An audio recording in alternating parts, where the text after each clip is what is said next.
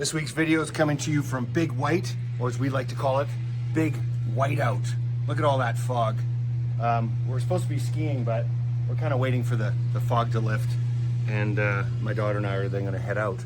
But anyways, here's what the reason why I'm shooting this video is that I wanted to share with you a book that I've been reading and that I just finished last night.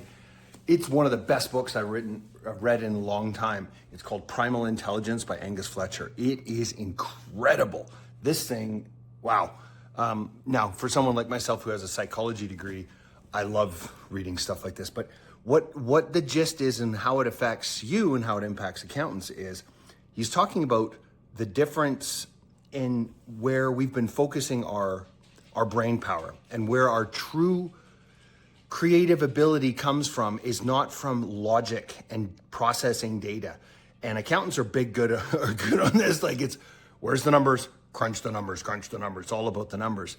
But that's not what's helped humans evolve over time. What's helped us evolve is our ability to think in terms of story, being imaginative, creative, using our emotion, using some common sense.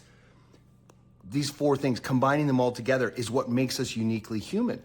But it's interesting as he's going through the book and he's talking about, the downfalls of logic and how logic doesn't work. I kept thinking of accountants and I'm like, this is so funny because he talks about AI, says AI is great. It can take what's happened in the past and iterate and iterate and iterate and come up with something potentially new in the future. But it's never really new because it's just recycling old stuff.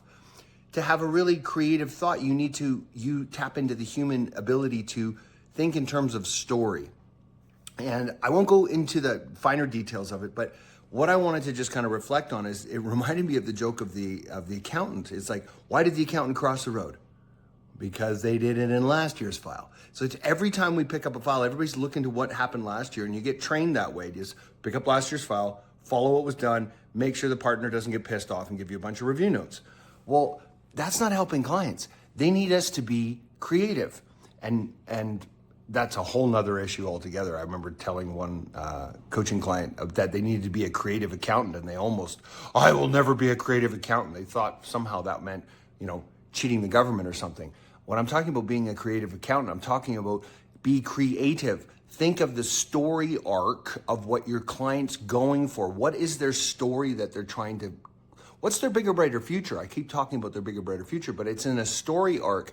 So there's a past, there's a present, and a future. So you look to their past, say what was going on in their past, then you go, where are they going in the future? Where's the story arc going? And then say, okay, that changes what we're gonna do today. And so if you at all interested, I highly recommend reading this book. It is so, so good. I'm gonna be going back through it again and rereading it. I'm even more and more convinced that AI is gonna take away a bunch of the work that the accountants are doing, but it can never take away our human connection, our human creativity, and our human imagination. So, that's the thing we're gonna need to lean into going into the future. And this book is one of those great resources to help you do that. Because, if you're just gonna crunch numbers and put numbers in boxes, it's not gonna last forever. And I'm not trying to scare anybody. I'm just kind of putting it out there as a fact. And really, how much fun is it? It's not fun at all. I mean, really, when you get to actually work with a client and actually talk to them and help them write their story, again, that's where the fun begins. And that's where you get paid the most. So there you go. I'm Eric Solbakken, reminding you that when you take back control of your business model, you can take back control of your life. Stay tuned for more success tips to come.